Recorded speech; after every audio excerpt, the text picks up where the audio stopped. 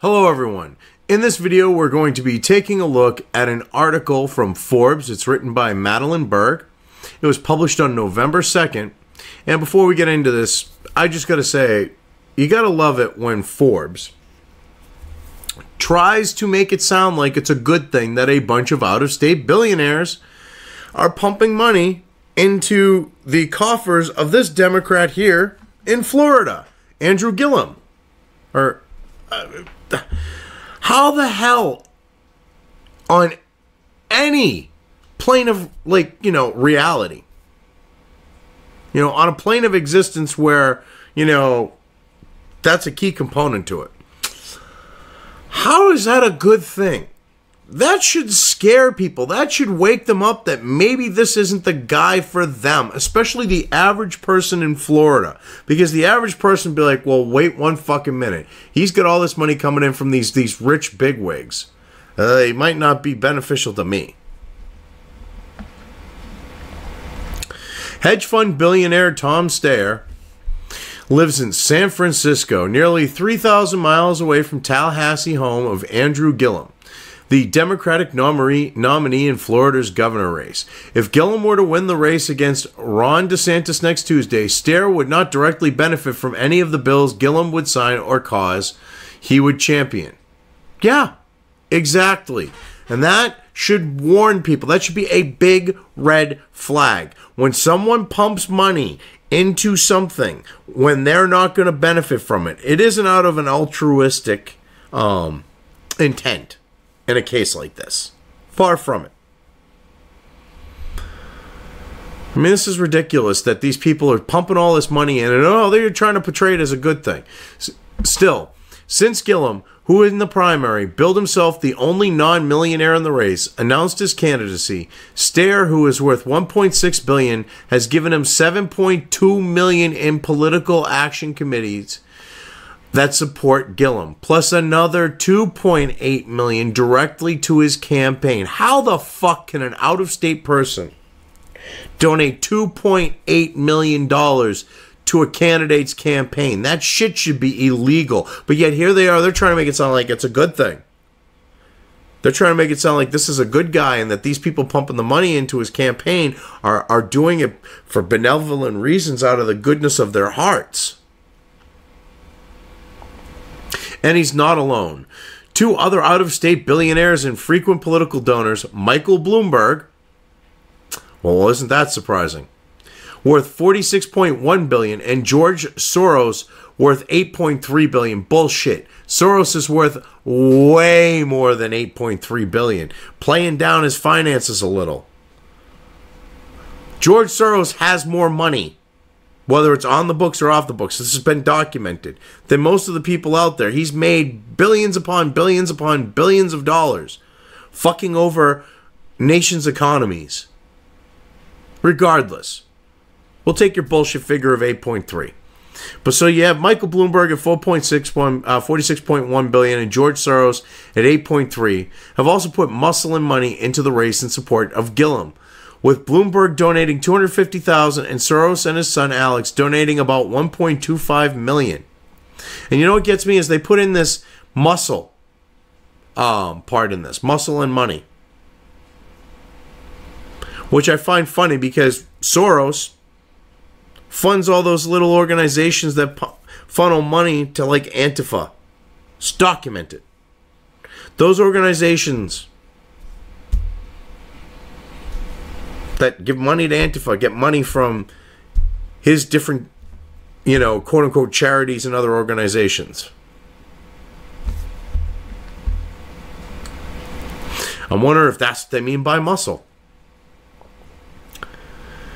Steyer's support came as part of a nationwide effort to elect Democratic candidates. He is spending $110 million to do so, all while touring the country, gathering support for his call to impeach the president.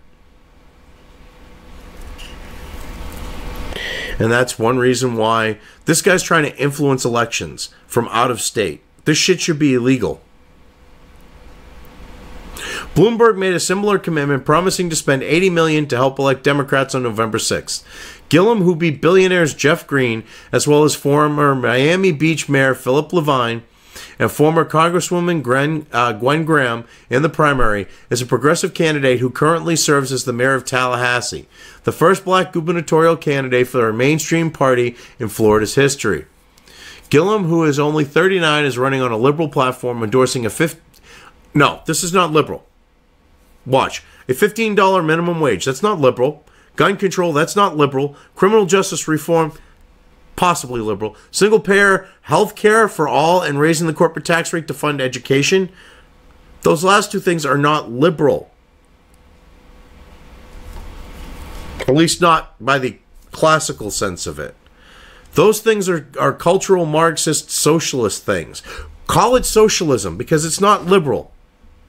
So you don't want to call it socialism because if you call it socialism, then he doesn't fare well because Ocasio-Cortez is doing fucking shitty because that socialism you're getting free shit, you're getting free shit, you're getting free shit is wearing off with the general voters. And you know that. And with how close it is to the midterms, you don't want to fuck with shit. Rather than try to reach across the aisle with a moderate agenda or shy away from taking a hard stance on controversial topics, Gillum is running on an unapologetically progressive campaign, something that liberals in other states and liberal donors hope will result in larger and more enthusiastic electorate and thus set an example for future campaigns. Don't call them liberal. They're fucking socialists. Jesus. Progressives. These days are socialists. And the only example they're going to set is losing. It is a strategy that some Democrats have adopted since the 2016 election, during which they noticed the passion for Bernie Sanders supporters. Yeah, and Bernie wouldn't have won anyways. He would have probably fared worse than Hillary did against Trump. Because the Bible, the Rust Belt and the Bible Belt and all this other shit would have went, dude, fuck you. Tom sees Andrew as a progressive champion with a history of doing the right thing, says Elia Cavalier, a spokesperson for STAIR's Political Action Committee, Next Gen America, citing issues including healthcare, climate change, and gun safety. No, you mean gun confiscation. You mean gun bans. You mean violating the Second Amendment. Let's be honest here. And doing the right thing? By whose standard? By your leftist bullshit standards? Because the majority of society, I'm sure, would disagree. Tom believes that this is the single most important race in the country, she continued. Andrew's campaign has already changed Florida for the better by bringing new people into our democracy and can provide a new playbook for Democrats across the country. Oh, you mean by taking a statement like monkeying around and trying to turn it into racist and virtue signaling, going, well, I would never do something like that, and, well, look at how racist he is, and all that type of shit? You people are disgusting. You really are. Gillum's campaign did not reply to a request for comment. George Soros has also been a vocal supporter of progressive candidates.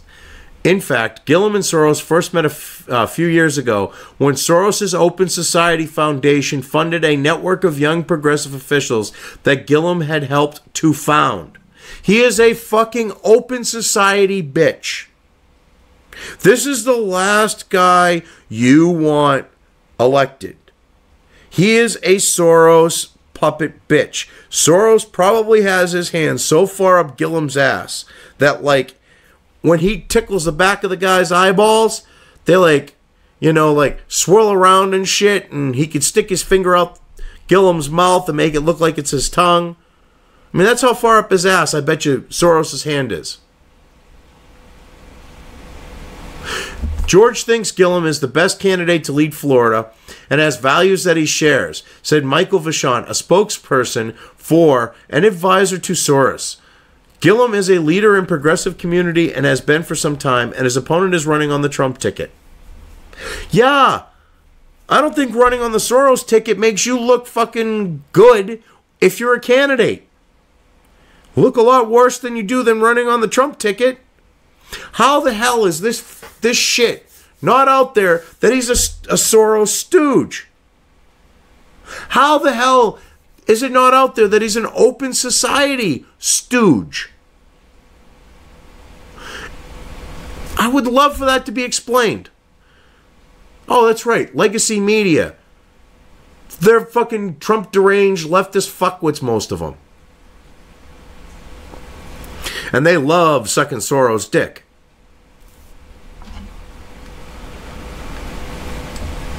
Wow. This is messed up. That they would actually try. Oh, God. Try to make it sound like Soros is a good thing. DeSantis, who until September represented Florida's 6th District in the U.S. House of Representatives, supports different policies. He opposes Medicaid expansion, draws a tough line on immigration, and opposes corporate tax increases. Yes! If I was in Florida, I'd be voting for him on those things. The most defining feature of his campaign, though, may be his seemingly unwavering support for President Trump. Yeah, and supporting Trump has got people places on the note of politics. It did in 2016, and it's going to here in less than a week. On Wednesday, Trump held a rally in Florida and supported DeSantis and U.S. Senate candidate Rick Scott, who is Florida's current governor. DeSantis also has his own billionaire backer in Florida, resident Isaac Perlmutter, the CEO of Marvel Entertainment. He's worth an estimated $4.5 billion. Perlmutter and his wife Laura have donated $2.5 million to the DeSantis campaign. The couple is also allowing DeSantis to rent their plane for campaigning, according to campaign finance reports and filings. Now, this is what I want to know. How the fuck is the CEO of Marvel Entertainment a conservative? And Marvel is a social justice shithole. How the fuck is that possible? This guy is the CEO, should be bashing fucking skulls at Marvel, going, hey, assholes, I signed the fucking checks. Cut your shit or you're out. People don't want social justice in their comics. People don't want social justice in their Marvel Cinematic Universe movies. People don't like that shit. Only a very small percentage of the population who you're fluffing with that, who you're making feel warm inside with it. They're the only ones that like it. Why the hell isn't he doing that? I mean, to hear that this guy is, Perlmutter here, is the CEO of Marvel. He's backing a Republican, and Marvel is a social justice shit show. It's just kind of like mind-blowing. I figured, it was the status quo at Marvel that they were all social justice leftist types. But, I mean, Perlmutter here seems like he should be friggin' paying more attention to the day-to-day. And they're letting him rent his plane. Rent their plane, Perlmutter and his wife. I mean, they really like the guy.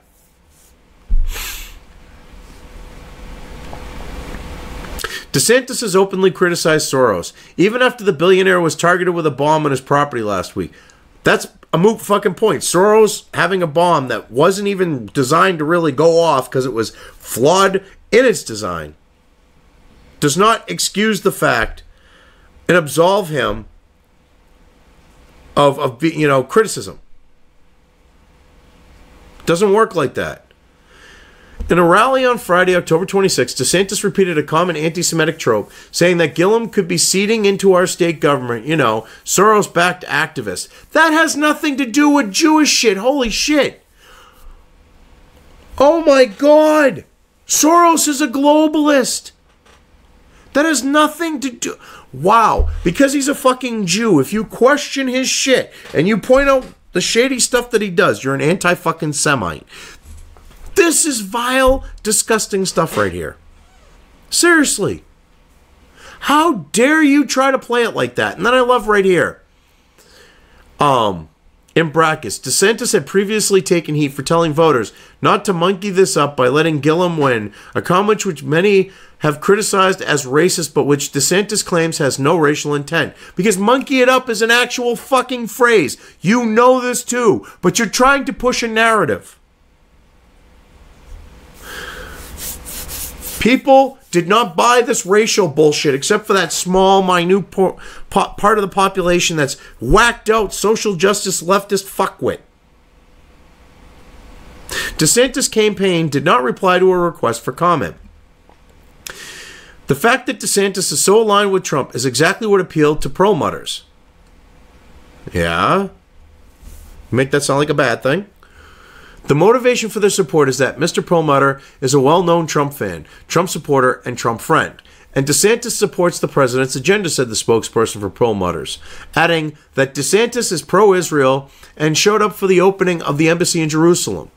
For Perlmutter, an Israeli immigrant, this issue is particularly important. He belongs to Trump's Palm Beach club, Mar-a-Lago, has long been a friend of the president, and served as an unofficial aide to Trump's Department of Veteran Affairs.